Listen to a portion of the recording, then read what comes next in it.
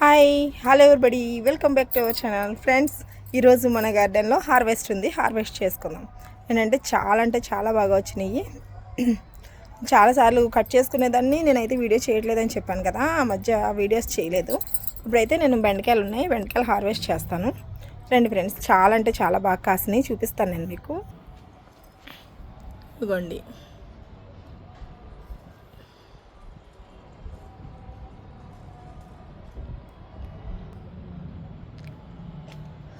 ఇక్కడ ఒక 2 కాయలు ఉన్నాయి, సరిపోతున్నాయి మనకి కర్రీకి. ఇవైతే కట్ చేసేస్తాను.